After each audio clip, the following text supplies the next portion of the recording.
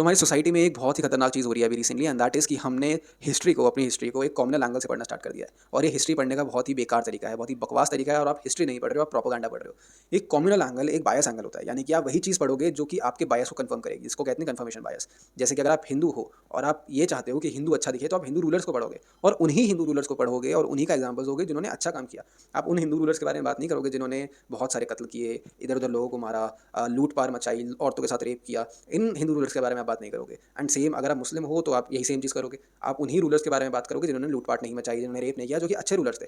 अब प्रॉब्लम ये है कि आप हिस्ट्री को एक कॉमनल एंगल जब देते हो ना, तो आप ऑब्जेक्टिवली हिस्ट्री नहीं पढ़ रहे हो। इसका मैं बहुत अच्छा एक एग्जांपल देता हूँ। महात्मा गांधी की जो व्यूज़ थे, महात्मा गांधी के व्यूज़ में एक वुमेन को लेकर जो व्यू था वो ये था कि औरतों को एजुकेशन मिलनी चाहिए, लेकिन औरतों को घर का काम संभालना चाहिए, बच्चे संभालने चाहिए, और उनको जॉब नहीं करनी चाहिए, वो आदमी का काम है। ये गांधी के व्यूज़ थे। अब गांधी के व्यूज़ अगर आप करंट सोसाइटी में देखोगे, कोई औरत इसको पढ़ेगी तो कहेगी ये क्या बेकार से व्यूज़ हैं, और गांधी की रिस्पेक्ट नहीं करेगी। बट अगर आप ऑब्जेक्टिवली देखो कि गांधी किस सोसाइटी से निकल कर आए थे, वो उस सोसाइटी में रहते थे जहाँ पे औरतों को पढ़ने तक का हक नहीं था, पढ़ना तक का छोड़िए, उनको बाहर जाने तक का हक नहीं था।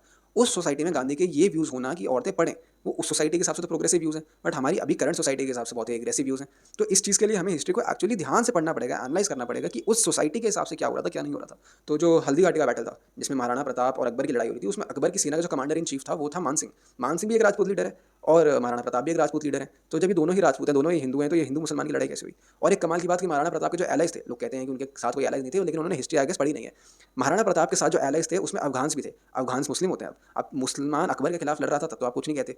तो ये पॉइंट धर्म वर्सेस धर्म नहीं था, यहाँ पे पॉइंट एक्चुअली था कि किसको सत्ता चाहिए और किसको नहीं चाहिए। महाराणा प्रताप को 5,000 की सेना ऑफर की गई थी अकबर है। अकबर ने कहा था कि आप 5,000 की सेना लो और मेरे साथ संधि कर लो, लेकिन महाराणा प्रताप इस बात पे टिके रहे कि मेरे को 10,000 की सेना चाहिए। अब अकबर ने ये बात नहीं मानी। अकबर ने वहाँ पे 4 बार नेगोशिएशन करने की ट्राई करी, अलग अलग लोग भेजे, राजा मान सिंह को भी भेजा, लेकिन हर बार महाराणा प्रताप ने उस चीज़ के लिए मना कर दिया।